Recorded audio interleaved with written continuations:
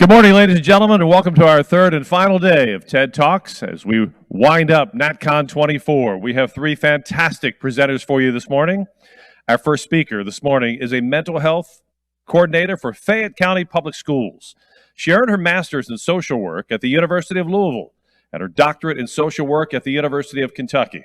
Along with navigating the tricky rivalry between Louisville and Kentucky, she is passionate about helping Black men and women and all minorities navigate a path to better and more equitable mental health resources. She shares her insights and innovations with us in today's talk. When the ace is a losing hand, rethinking why minorities don't seek mental health treatment. Please welcome to the stage, Dr. Sharika Smith.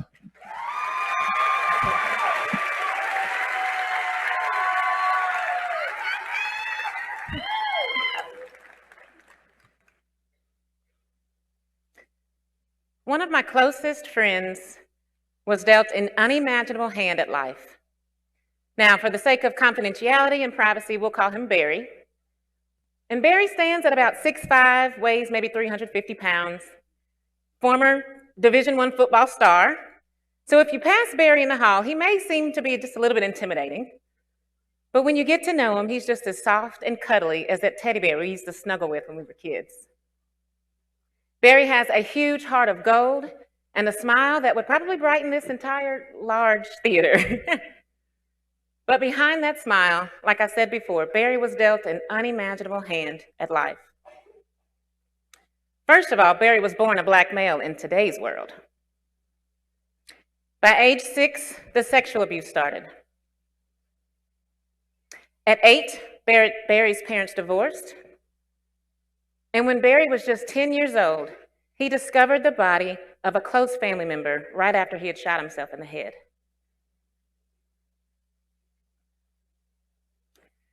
By 17, Barry became an unaccompanied minor, was forced to live with a coach, and basically find his way to and through college. Now, by the time Barry's life finally took a turn for the better, he had already endured so many painful relationships, hurtful experiences, and missed out on so many of those great opportunities that we typically celebrate. Opportunities such as doing internships at school and meeting mentors and role models, and even coming home for family dinner during the holidays. Now, some of you clinicians in the audience may be thinking, oh, this is my dream client. Bring it on. I can work with Barry. He's got tons of aces. I can create a plan, and I know what to do. After all, when we're playing cards, being dealt an ace is usually a game changer, right? But what happens when in life that ace just isn't enough? Now, the ACE that I'm referring to is the Adverse Childhood Experiences Questionnaire. Many of you all in the room have used this tool. If not, you've probably heard about it. But did you know that the ACE actually originated from a weight loss study at an obesity clinic? Researchers were trying to figure out what was common among this group of individuals that kept dropping out of the study, even though they were successfully losing weight. What Dr. Folletti realized was this group of individuals was using food to cover up a history of childhood sexual abuse and other traumatic situations. So Dr. Folletti wanted to keep doing research. He dug a little deeper. He surveyed thousands more individuals and came up with a set of 10 traumatic experiences that, when endured in childhood, could negatively affect adult outcomes. So some of these experiences include different types of abuse, different types of neglect, and different types of household dysfunction. Now, for those in the room who have used this study, you know that for each of these events, you get a point.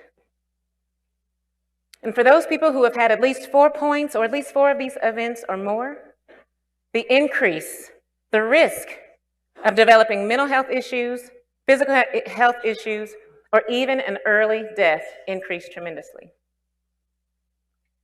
Now, don't get me wrong, I think this study was astonishing, amazing. It did wonders for our field of mental health.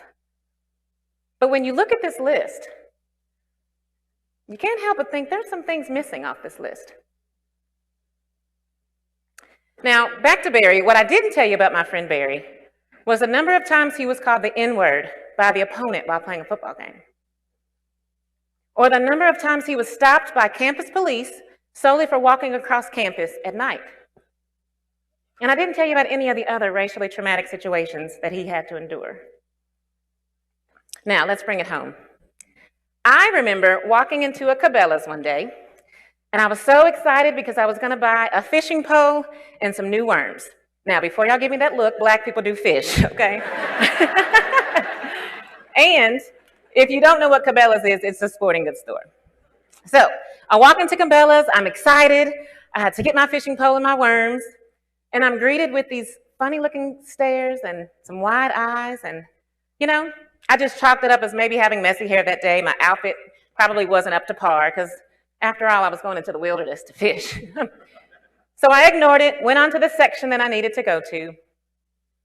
By the time I realized that I had been seeing the same employer's face way more times than I should have in that short amount of time I was in that store, my excitement for this fishing trip just started to die down a little bit. Now, of course, I had nothing to worry about because I had no intentions of stealing worms. And where the heck am I going to hide a fishing pole? But on top of that, I deliberately left my big purse in the car.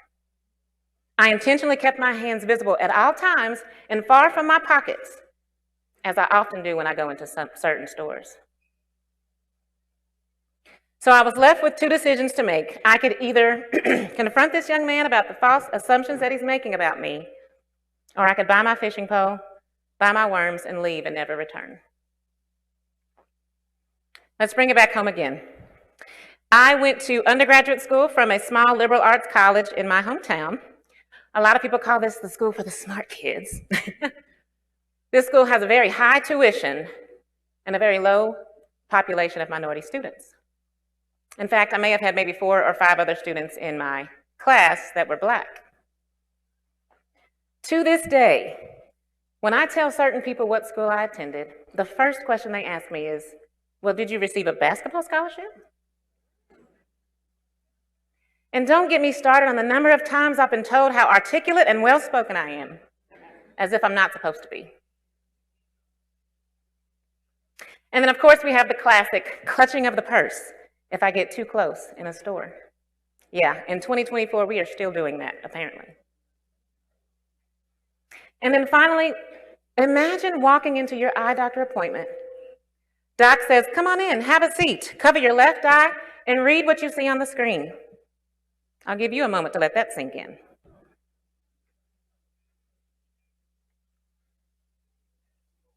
Now, obviously, these are not everyday occurrences for me. I don't get followed in the store every single time I walk into a store. But these situations and microaggressions are repeatedly happening, they're frequently happening, and they are real. And they affect a lot of the ways that minorities make decisions and the way we live.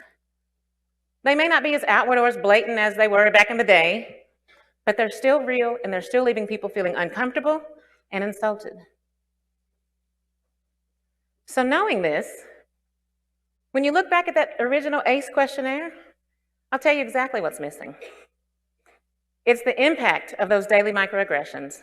It's the impact of racial profiling. It's the impact of those multiple negative interactions with police officers, and even just the fear of driving while black, living while black, existing while black. So knowing this, it makes you wonder, how can a clinician base my treatment on a whitewashed list without considering this totally separate set of cultural traumatic experiences I go through because I'm black? And you know what? Let's take it beyond my culture. What about those people who are living with the trauma of having to flee from a war-torn country? Or those people who are living with just the threat of possibly being deported every single day?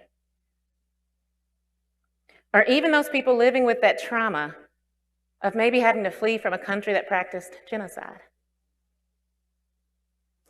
And what we know is I can continue to expand on cultures, which means I can continue to expand on these culturally traumatic situations, right? Mental health clinicians have to realize that when the ACE isn't enough, we've got 48 other cards to play. When it comes to mental health, one size does not fit all. We have to be willing to play the rest of the hand. When we do this, we start to create treatment plans that are culturally sensitive and also individually more effective as well. and we become better clinicians. Once this happens, it's going to be so helpful for my friend Barry, right? But it's also going to be helpful for my Asian friends, my Latino friends, my Vietnamese friends, as long as we consider their cultural trauma as well. Now imagine what this would do for those minorities who already refuse to seek mental health treatment. B.B. Moore Campbell once said, "People of color, particularly African Americans, feel the stigma more keenly. In a race-conscious society, some don't want to be perceived as having yet another deficit." Now, in order to effectively work with minorities, you don't have to be a minority, but you do have to be willing to look at trauma through a different lens. We also know that minorities have a history and a current mistrust of the medical profession. And if you don't believe me or you don't understand why, get your phones out, go to google.com and type in Tuskegee experiment and do a little light reading. If you still don't believe me, you still need some convincing, go back to Google, type in Henrietta Lacks and read about her incredible story. And then you'll say, well, heck, no wonder why Black people and minorities didn't rush to the front of the line to get the COVID vaccine, right? But since we know that this mistrust exists, clinicians have to look beyond the ACE and start making those areas, that therapeutic space, safe for our minorities, for when they finally are ready to come through our doors. All right, so you're looking at me like, we're on board, Dr. Smith. What do we do? How do we do this? Well, today's your lucky day because I want to show you all what I've created called the Cultural Trauma Questionnaire. And this questionnaire specifically addresses those cultural traumatic situations that minorities face, especially our Black men. So, as a clinician, of course, you want to start with the ACE questionnaire. That's totally fine. But then you get to dig a little deeper and get to the good stuff. Were you ever called a racial slur to your face with the intent of degrading you or hurting your feelings, or indirectly, but you still knew that the slur was being used? Yes or no? Next, did you ever have a negative experience with police, being pulled over without probable cause, or excessive force was used to detain you or a family member? Yes or no? Has anyone ever made comments to you that would be considered microaggressions? Yes or no? And then finally, have you ever felt stress from repeatedly seeing racially traumatic events in the media, or family members or friends being killed or targeted for being Black? Yes or no? Imagine the conversation shift in that session. Now, just like the regular ACE, you add up all your yeses, you add it to the yeses from the ACE questionnaire, and then you can begin to create an individualized path to mental wellness for your Black and minority clients. When this happens, the true healing can begin, and hopefully a lot sooner than it did for my friend Barry, a 44-year-old Black man still waiting to be asked the right questions.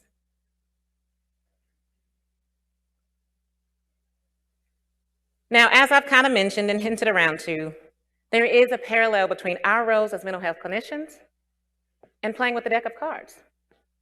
Think about it. Your clients come into your office with the cards they were dealt, the hand that they were dealt.